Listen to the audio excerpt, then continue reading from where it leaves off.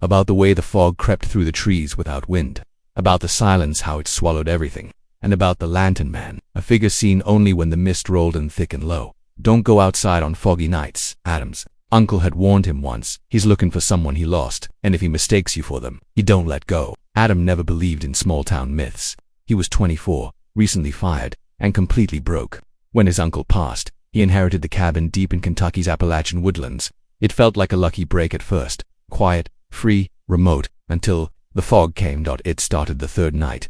Adam was sitting on the porch, beer in hand, staring into the trees. That's when the mist began to creep over the ridge like a living thing, slow and thick, coiling between trunks, and with it came the sound, clink, clink, clink, like metal striking metal in rhythm. Then came the light, soft orange swaying between the trees. A lantern. Adam stood, squinting. Maybe it was a hunter, or a lost hiker. He called out, "Hey, you all right?" The light paused. Then it turned, now facing him directly, and began to move closer. The air grew colder. The trees went silent. Adam backed up to the door, and then he heard it. A voice, dry, cracked. "You ain't her." The lantern dimmed and vanished. Adam locked every door and window. The next morning he went into town. At the general store, he asked the old man at the counter if anyone ever hiked through Black Hollow. The man stopped bagging his supplies and said, "You saw the light, didn't you?" Adam nodded slowly. "That ain't no hiker. That's Mason. Lorne.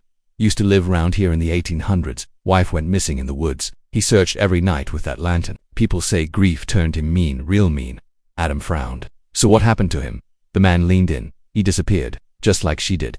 Fog rolled in one night and he never came back." Then he added, "Every 20 years, same time, same fog. Someone sees the light, someone hears the clink, and someone always goes missing." Adam asked, "And no one's tried to stop it?"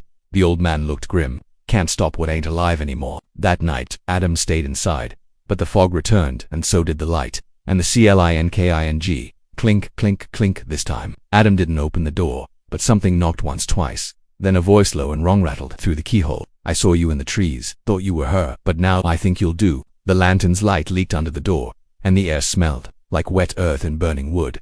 Adam didn't sleep that night. He sat on the couch with a fireplace poker in one hand and a flashlight in the other, watching the fog curl around the windows like ghostly fingers. The lantern's glow never moved far. It waited outside like a hunter with all the time in the world. At dawn, the fog vanished like breath off glass, but the porch had soot footprints leading up to the door and none leading away. By noon, Adam had packed a bag. He was ready to leave Black Hollow behind forever, but when he turned the key in his truck, nothing. Dead. He checked under the hood. Every wire had been cleanly sliced. Something didn't want him leaving, and that night, the fog returned earlier. He didn't wait. Lantern in hand, his own, not his. Adam set out into the woods with the old map he'd found in the cabin's basement, a family journal from the 1800s, possibly written by Mason Lorne himself. There was a spot circled in red ink where she fell. It took nearly an hour to find the clearing. Fog clung to every branch like it didn't want him there. The air grew heavier with every step, and then he saw it, a sinkhole half collapsed, filled with charred wood and scorched earth, blackened fragments of fabric and a scorched necklace, her grave. As Adam knelt beside it, he felt warmth behind him. He turned slowly. The lantern man stood a few feet away. He wasn't a man anymore. His skin was cracked coal, glowing faintly beneath, like fire barely kept alive. His face twisted in pain and longing, and his lantern, it didn't cast light, it consumed it. "You found her," Mason rasped. "Now what?"